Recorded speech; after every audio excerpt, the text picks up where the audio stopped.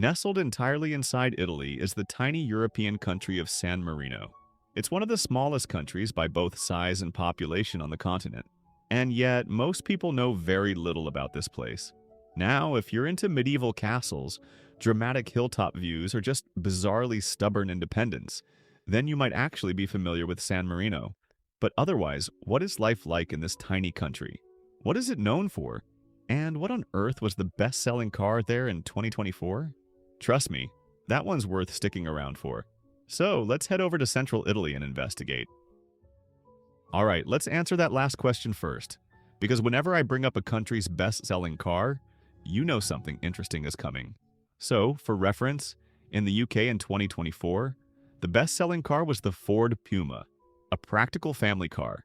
In France, it was the Renault Clio. In Spain, the Dacia Sandero, a cheap and cheerful little runaround. But in San Marino, the best-selling car was the Audi Q3, a premium SUV that goes for over 45,000 euros. So how does such a tiny nation of around 34,000 people buy so many Audis? Well, like Andorra, San Marino benefits from lower taxes compared to its neighbors, making high-end cars more affordable. Plus, given its hilly terrain, something with a bit of power like an Audi Q3 makes a lot of sense. In terms of geography, San Marino is found here, completely landlocked within Italy, not far from the Adriatic coast. At just 61 square kilometers, it ranks as the fifth smallest country in the world. Its terrain is largely mountainous, with Mount Titano at the center, which also happens to be a UNESCO World Heritage Site. From the top, you can see much of the country, plus the Italian coast on a clear day. The climate here is warm summer Mediterranean, which basically means hot summers, cool winters, and perfect castle exploring weather in spring and autumn. As mentioned, San Marino's population is tiny, just about 34,000, making it one of the least populated countries in Europe. Like many European microstates, its birth rate is very low, around 1.2 children per woman, well below replacement level. But San Marino is a wealthy country with strong healthcare and good quality of life, so its citizens live long lives. Life expectancy here is around 84 years, among the highest in the world. So, if you wanted to visit San Marino, how would you get there? Well, San Marino actually does have access to nearby train stations and airports, just not within its own borders.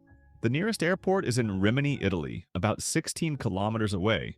From there, it's a short bus or car ride up into the hills. Unlike many microstates, San Marino is very accessible for tourists. And speaking of tourists, how many people do you think visit San Marino each year? Remember, the population is just 34,000. Well, the number is around 2 million, which means San Marino gets about 59 tourists per resident, one of the highest ratios anywhere in the world. Most come for the day from nearby Italian cities to shop, explore the towers on Mount Titano, and enjoy the tax advantages. Tourism is one of San Marino's biggest revenue sources, making up around half of its economy. Banking and finance also play a major role thanks to its favorable tax system. Now, you might be wondering, with such a small economy, how rich is San Marino? Well, with a GDP of around $2 billion, it's modest in absolute terms, but huge relative to its size. Its GDP per capita is around $50,000, which puts it comfortably among the world's richest countries. So, what language do people speak in San Marino? Well, since it's completely surrounded by Italy, pretty much everyone speaks Italian, but English is also widely understood thanks to tourism.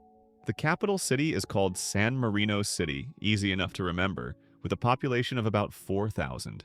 It sits dramatically on top of Mount Titano and is famous for its medieval fortress towers, cobbled streets, and postcard-worthy views in every direction. Despite its tiny size, it has the feel of stepping straight into a fairy tale. Now, here's something really interesting about San Marino. It claims to be the oldest republic in the world, founded all the way back in the year 301 AD. Its constitution, dating back to 1600, is also one of the oldest still in use anywhere. The country is led by two captains regent, elected every 6 months. Yes, every 6 months.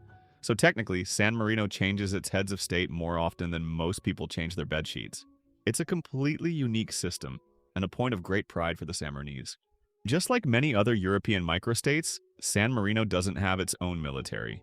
Instead, it relies on Italy for protection, although it does have a small ceremonial guard.